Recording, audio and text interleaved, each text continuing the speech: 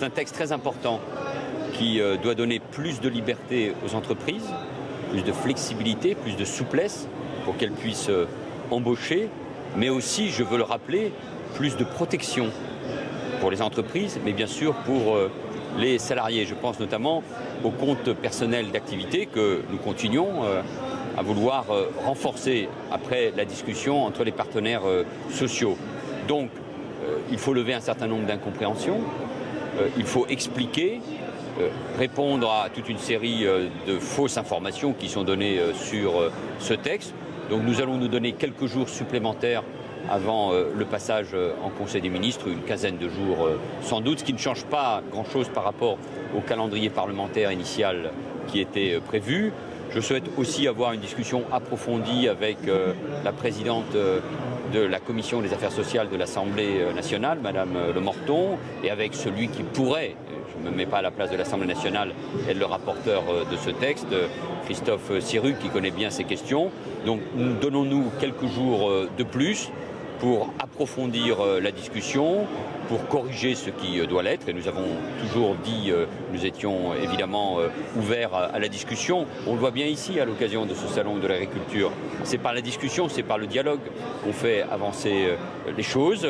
Mais les objectifs du texte, plus de liberté pour les entreprises, plus de protection pour les salariés, ce texte de réforme et de réforme que personne n'a jamais souhaité dans ce pays. Et nous le savons bien, nous avons besoin de plus de flexibilité de notre marché du travail pour être plus compétitif.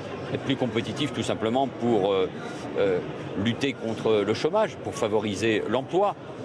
Moi je veux d'abord penser à ceux qui sont au chômage, à ceux qui sont dans la précarité. Et ce texte répond d'abord à l'attente, à l'angoisse de ceux qui sont au chômage et dans la précarité. Donc nous allons nous donner quelques jours supplémentaires. J'aurai l'occasion de recevoir dans une semaine sans doute l'ensemble des partenaires sociaux, organisations syndicales et organisations patronales, les unes après les autres, et avec Myriam El Khomri et Emmanuel Macron, pouvoir les réunir ensuite pour restituer ce débat. Voilà, c'est par le dialogue que l'on fait avancer les choses, mais je veux aussi bien sûr marquer la très grande détermination du gouvernement à faire avancer ce texte qui est utile pour les entreprises, utile pour les salariés et utile pour le pays. Monsieur Valls, vous parlez de correction. Quelles sont les erreurs que vous souhaitez corriger avec ce texte? Est-ce qu'il s'agit des éléments sur les licenciements économiques? Non, mais moi je ne parle pas d'erreurs.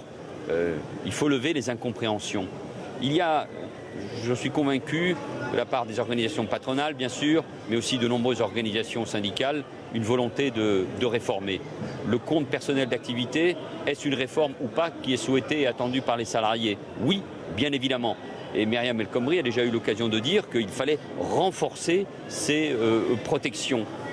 Il y a une crainte chez de nombreux responsables d'entreprises, notamment les patrons des petites et moyennes entreprises, qui ont peur d'embaucher parce que il y a la difficulté parfois qu'ils peuvent rencontrer à l'occasion des procédures des prud'hommes. C'est ce qui est prévu dans la loi. Donc il n'y a pas des erreurs, il y a des corrections, toujours. Il y a des approfondissements, notamment concernant le compte personnel d'activité.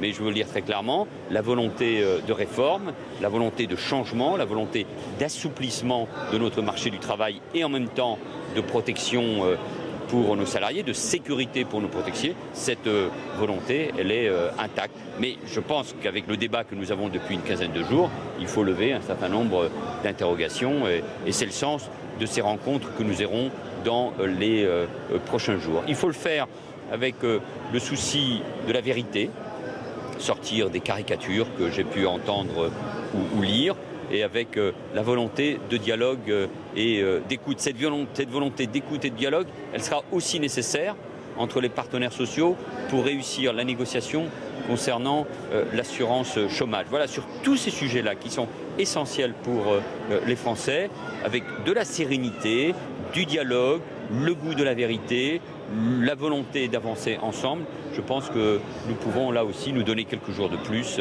pour permettre l'adoption de ce texte au Parlement comme c'était prévu ce printemps.